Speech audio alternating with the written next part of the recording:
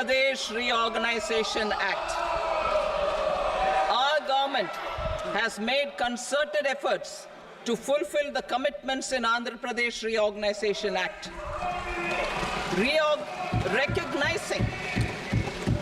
Recognizing the state's need for the capital, recognizing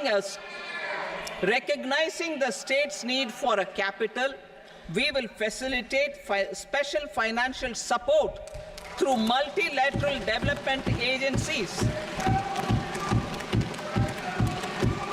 In the current financial year, 15,000 crore rupees will be arranged with additional amounts in future years.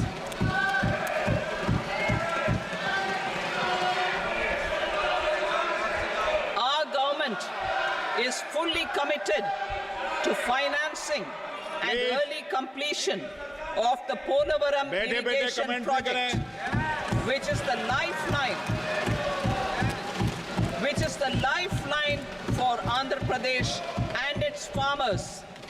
This will facilitate our country's food security as well. Under the Act, Andhra Pradesh Reorganization Act, for promoting industrial development, funds will be provided for essential infrastructure such as water, power, railways, and roads in Kopparthi node on the Visakhapatnam-Chennai Industrial Corridor and Varavakal node on the Hyderabad-Bengaluru Industrial Corridor. An additional allocation will be provided this year towards capital investment for economic growth. Grants for backward regions of Rayalaseema, Prakasham, North Coastal Andhra, as stated in the Act, will be provided. PM Awas Yojana. 3 crore additional houses under the PM Awas Yojana in rural and urban areas in the country have been announced, for which the necessary allocations are being made. Women-led development. For promoting women-led development, the budget carries an allocation of more than 3 lakh crore for schemes benefiting women and girls. This signals our government's commitment for enhancing women's role in economic development. Pradhan Mantri Janjatiya Unnat Gram Abhiyan.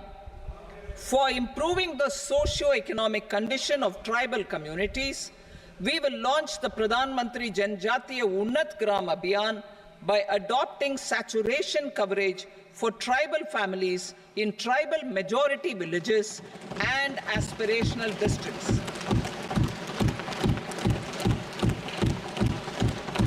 This will cover 63,000 villages, benefiting 5 crore tribal people.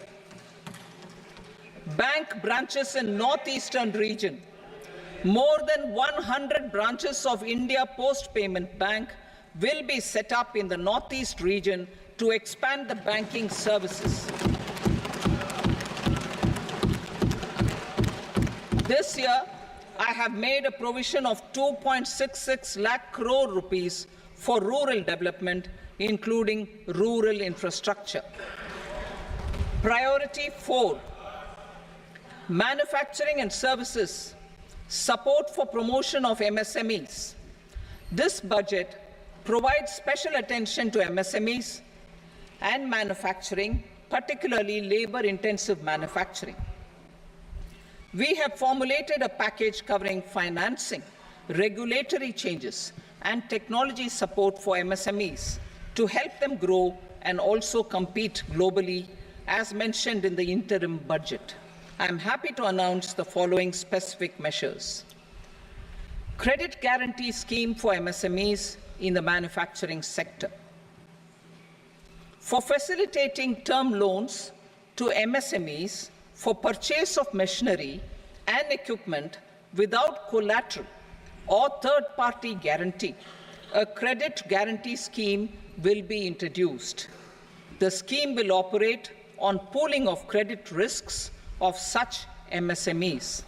A separately constituted self-financing guarantee fund will provide to each applicant guarantee cover up to 100 crore rupees, while the loan amount may be larger. The borrower will have to provide an upfront guarantee fee and an annual guarantee fee on the reducing loan balance. New assessment model for MSME credit. Public sector banks will build their own in-house capability to assess MSMEs for credit instead of relying on external assessment. They will also take a lead in developing or getting developed a new credit assessment model based on the scoring of digital footprints of the MSMEs in the economy. This is expected to be a significant improvement over the traditional assessment of credit eligibility based only on asset or turnover criteria. That will also cover MSMEs without a formal accounting system. Credit support to MSMEs during stress period.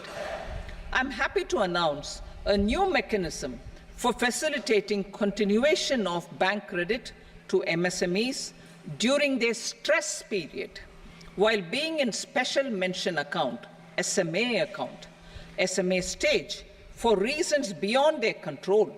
MSMEs need credit to continue their business and to avoid getting into the NPA stage. Credit availability will be supported through a guarantee from a government-promoted fund. Mudra loans. The limit of Mudra loans will be enhanced to 20 lakh from the current 10 lakh for those entrepreneurs who have availed and successfully repaid previous loans under the Tarun category. Enhanced scope for mandatory onboarding in TREDS. For facilitating MSMEs to unlock their working capital by converting their trade receivables into cash, I propose to reduce the turnover threshold of buyers for mandatory onboarding on the TREDS platform from rupees 500 crore to 250 crore rupees. This measure from rupees 500 crore to 250 crore rupees. This measure